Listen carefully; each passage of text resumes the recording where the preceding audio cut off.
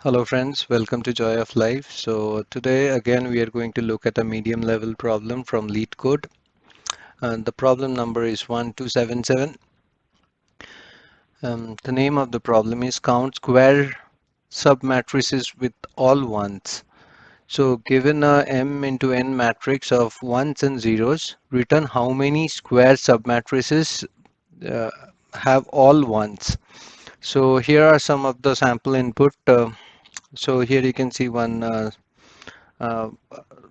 two-dimensional matrix of 0, 1, 1, 1, 1, 1, 1, 1, 0, 1, 1, 1. So there are 15 squares. So there are 10 square of just single side. So each of the one is a single square. So you can consider them to be one square. So there are 10 ones. So there are 10 squares of one side. And there are 4 squares of two sides. So these are the ones.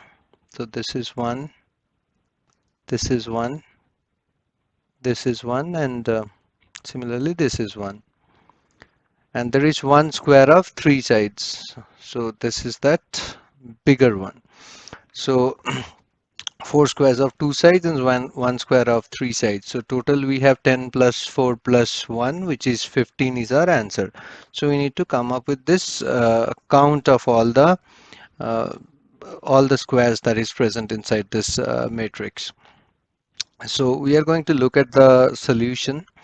And before that, as I always say, do give it a try yourself. You can pause the video and think of a solution, and then you can resume the video and see how close you are to my solution, or you might have a whole new approach altogether. So over to the solution. So I have copied the matrix from the problem statement. So we'll be using the same matrix in order to identify the solution. So this problem is very similar to a problem that I have already done before. So that problem was maximal square. The problem number is 221, and I will leave the link on the description and also put the card over here so that you can refer back to the video. Though we will use some of the existing code that we have, and we will see how this problem is an extension of the actual problem, which is maximal square. So this problem is nothing but the extension of the same problem, and we will walk through the algorithm, and we will see how we can figure it out. Though I have covered it in the earlier video as well, but I would cover it here as well, but I'll be moving over a little fast. So let's move over to the whiteboard and check out the solution. So we are going to use dynamic programming as on the earlier problem also we have used the same. We'll use the same approach, and we'll create a DP table, and we'll be filling up the table in a short while. So I have created a table of the same size, and as you know, the DP table addresses the subproblem. So it solves all the subproblem along its way. So what we are going to basically do is we are going to fill up this table and what each of this cell signifies. For example, so what does this cell signifies? This cell signifies what is the number of square that we can create if we have a value of 1 over here.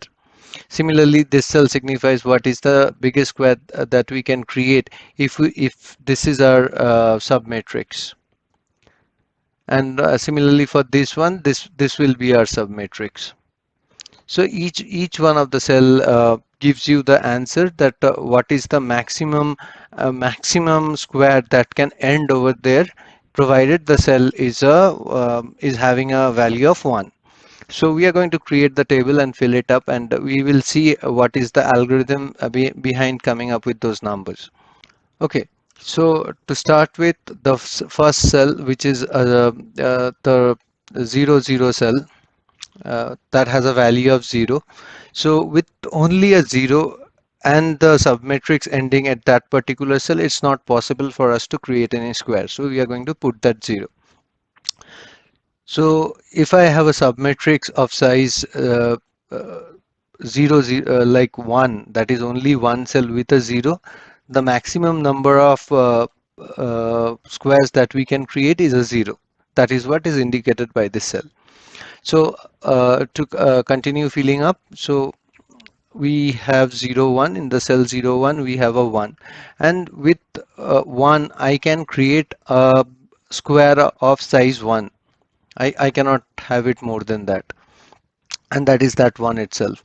Going to 0 2, I encounter one more 1.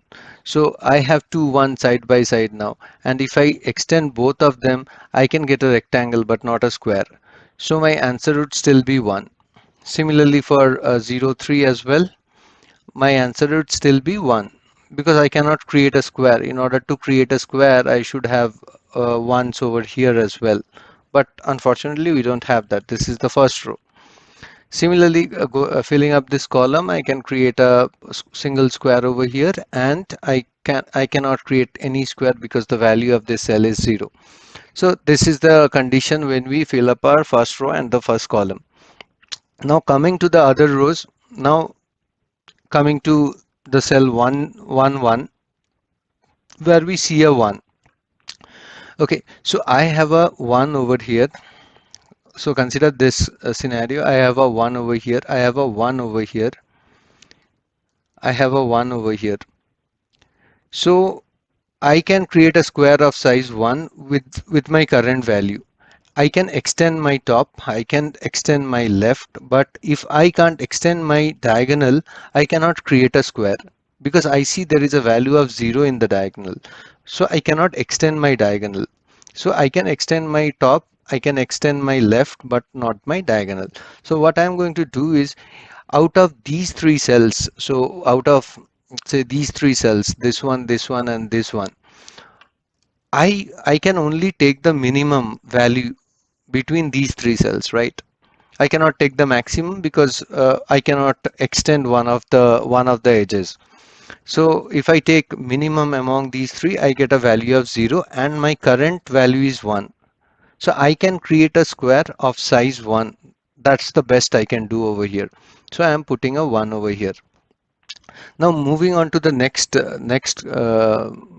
cell, what happens is, now I have a 1 over here, and I can see I have a 1 on top, I have a 1 on left, and I have a 1 on the diagonal.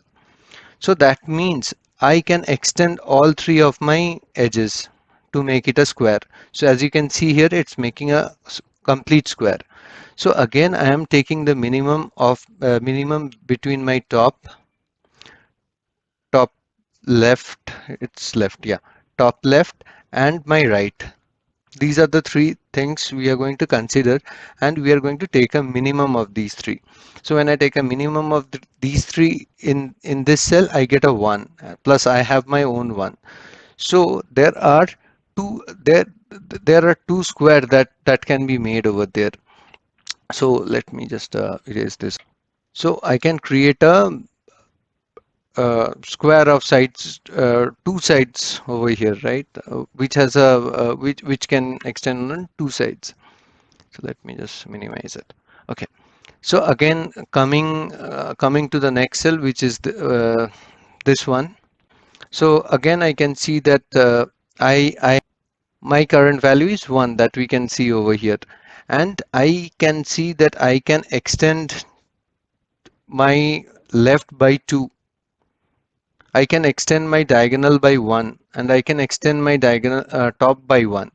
So the biggest possible square that I can create is this.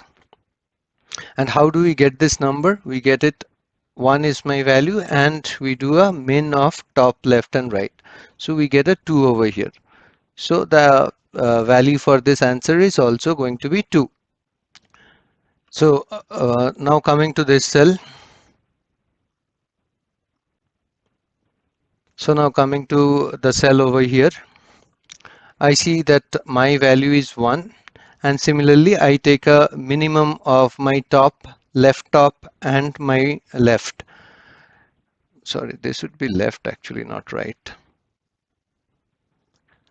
Yeah, so I get a 0 over here, because my I can create a square of size 1, but I don't have a left. I have a top, I have a diagonal top left. So this is a 0, so I cannot extend on this side. So the best I could get is a 1.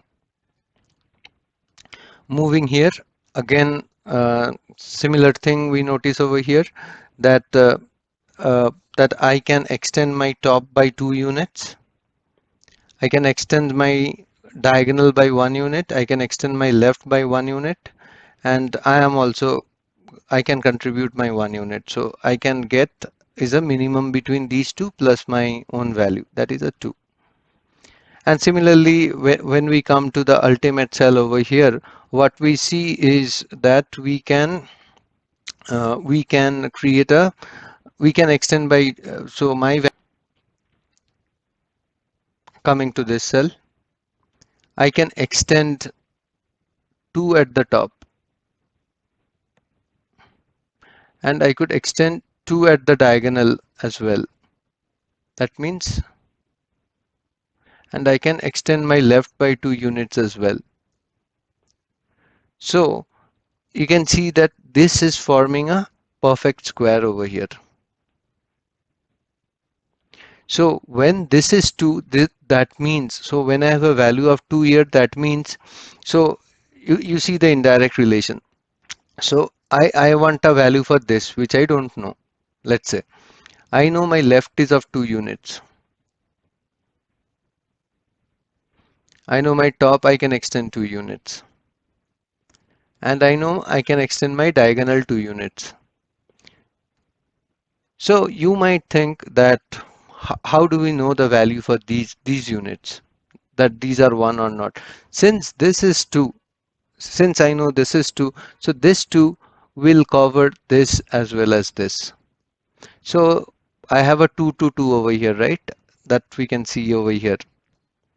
So based on that, I know that if this is 2, that's why we are taking the minimum. This 2 will cover the unbounded or the missing edges that we wanted to cover. Because since we have already answered for this cell, I know that I can make 2 squares over here. And when I can make 2 squares over here, one square is this one itself, the other would be for sure this one, which will cover this and this as well. So that's why we are taking the minimum, and my result here is a 3, and let's put a 3 over here. So if you see now this, now let's sum it up. So this has 32516, this has 22426, and this has 3. So we get a total of 15 square that can be made using this input over here. So if you see the answer, you will also see that our answer is same. And if you notice here that we have 4 squares of sides 2, 1 square of side 3, you will see that our answer also covered the same. So when we, this is our answer, right? So when I say 3, this means that it covers a square of side 3, 1 square of side 2, 1 square of side 1 as well, because all of them are included in this, right? So there, so there are four. So this is how you should calculate. If it is greater than equals to 1, consider it as 1. If it is greater than equal to 2, consider a two-sided. And greater than equals to 3, consider three-sided. So greater than equals to 3, I have one result. Greater than equals to 2, I have 4 results. And greater than equals to 1, I have 10 results. So 1, 2, 3, 4, 5, 6, 7, 8, 9, and 10. So this is how we are coming up with the entire algorithm, which will give me the result. So the previous problem that we did was very similar in nature. So let me just expand this. So we are doing the same thing. We are filling up the base case, that is for the row and column, and we are doing a math.min between my. So you can see here, this is my uh, top, this is my top left, and this is my left, and I am adding 1 to myself. So we can use this solution almost as is. Okay, so let me take this. So if you wanted to understand the algorithm for this, the code part, the algorithm already I have explained. If you wanted to understand the code part, you can refer to the video that I'll leave a link over here. I'll leave a card over here, or you can also check on the description below where you can get the answer. So there are, let me put this over here. And let me just drag it a little bit. Let me make some space. So there are some trivial differences. One is that we have a char matrix given over here, and here we have a int matrix. So the conversion that we are previously doing from char to int is now baseless. So I'm going to remove it. And one more thing that we were doing was we are returning the result. So previous problem says that if the if the largest square is of side 3, then return 9, the area of it. But here we are returning the count, so here I am going to return the total, nothing else. And what I am going to do is I am going to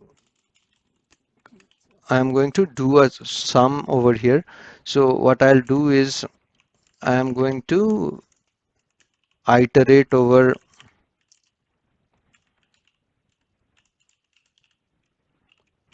So the code is pretty much self-explanatory if you wanted to understand the above part, or what you can do is you can refer to the video that I'll leave on the on the description. So what I feel is if you have understand the algorithm that I have just explained, the code is pretty simple over here. So it is pretty much self-explanatory. And what we are doing at this part is we are just going and counting how many squares are there. So basically we did a count here, right? This part we did a count. So I am just traversing over the array and just making a count of how many results I am getting. That's it. Nothing else has changed. So let's run the code and see. So the algorithm is mostly the same between both the problems. Let's do a submit for a wider range of test cases in order to see. So yeah, it's pretty much the same, and it's faster than 51% of the submission. Both the problems are of same nature. So I hope you got the concept. So once you get the concept, it's not that difficult to understand the code. If you have any questions with the code, you can refer to the video, you can post a comment, and you can check with me. I keep checking almost 3 to 4 times a day if there are any questions posted or asked, and I definitely answer all of them whenever I get a question from you guys. So do feel free to give your feedback as well on the video. I hope you liked it.